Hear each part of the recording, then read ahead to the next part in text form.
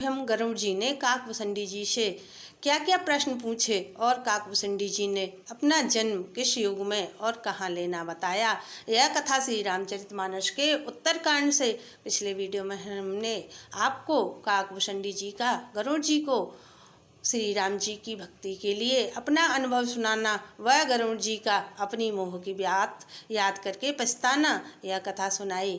आज हम आपको आगे की कथा सुनाएंगे। शंकर जी कहते हैं, पार्वती गरुड़ जी ने भूषणी जी से पूछा, आपने यह काक का शरीर किस प्रकार पाया? हे तात, यह सब मुझे समझा कर कहिए।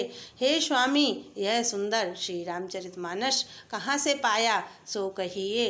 हे नाथ, मैंने शंकर जी के मुख से सुना है कि प्रलय काल में भी आपका नाश नहीं होता और शंकर जी की मिथ्या वचन तो कहते नहीं, फिर भी मेरे मन में संदेह है, क्योंकि हे नाथ, नाग, मनुष्य, देवता आदि चराचर जीव तथा यह सारा जगत काल का कलेवा है। असंख्य ब्रह्मांडों का नाश करने वाला काल सदा ही अनिवार्य है। ऐसा वह भयंकर काल आप पर प्रभाव नहीं दिखलाता, इसका क्या कारण है? हे कृपालु, मुझे कहिए। यह ज्ञान का प्रभाव है, यह योग का बल है। हे प्रभु, आपके आश्रम में आते ही मेरा मोह और भ्रम भाग गया, इसका क्या कारण है? हे नाथ, यह सब भी प्रेम सहित कहिए। शंकर जी कहते हैं, पार्वती गरुड़ जी की वाणी सुनकर काकभूषणी जी हर्षित हुए और परम प्रेम से बोले, हे सर्पों के शत्रु, आपकी बुद्धि धन्य है, धन्य है। आपके प्रश्न मुझे बहुत ही प्यारे लगे। आपके सुंदर प्रश्न सुनकर मुझे अपने बहुत जन्मों की याद आ गई। मैं अब सब कथा विस्तार से कहता हूँ।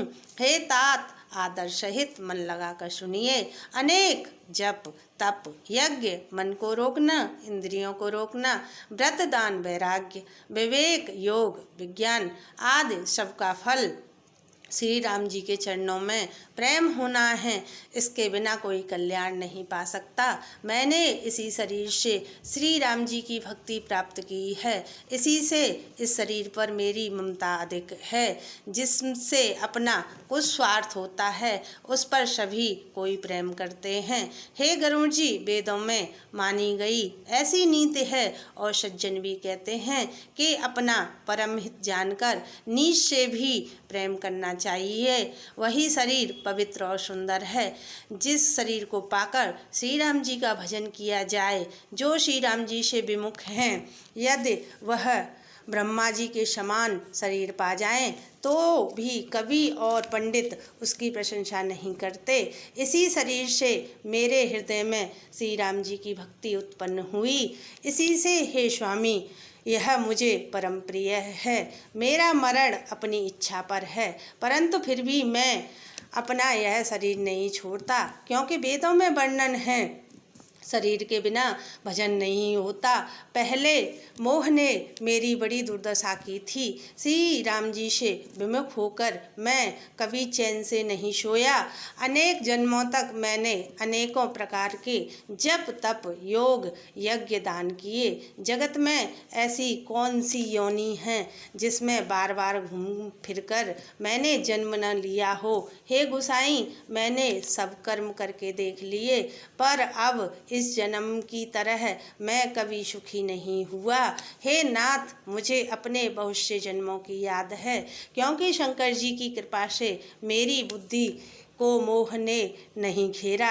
हे पक्षीराज गरुड़ जी, सुनिए। अब मैं अपने प्रथम जन्म का चरित्र आपसे कहता हूँ, जिसे सुनकर प्रभु के चरणों में प्रीत उत्पन्न होती है और जिससे सभी कलेश मिट जाते हैं। हे प्रभु, पूर्व में एक कल्प में पापों का मूल कलयुग था, जिससे सभी स्त्री पुरुष अधर्म परायण और वेदों के विरोधी थे।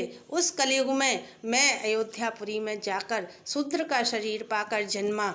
मैं मन, वचन और कर्म से शंकर जी का सेवक और दूसरे देवताओं की निंदा करने वाला अभिमानी था। मैं धन के मद में मतवाला, बहुत ही बकवादी और उग्र बुद्धि वाला था। मैं श्री राम जी की राजधानी में रहता था, फिर भी उस समय उनकी महिमा कुछ नहीं जानता था। अब मैंने अवधपुरी का प्रभाव जाना। वेद पुराण और शास्त्रों में ऐसा गाया गया है कि किसी भी जन्म में कोई भी अयोध्या में बस जाता है वह अवश्य ही श्री राम जी का परायण हो जाता है। इससे आगे की कथा हम आपको अगले वीडियो में सुनाएंगे। कृपया आपको मेरी यह कथा अच्छी लगे तो लाइक और कमेंट करना। जय श्री राम, जय हनुमान, श्री शिवाय नमस्तुभ्यं।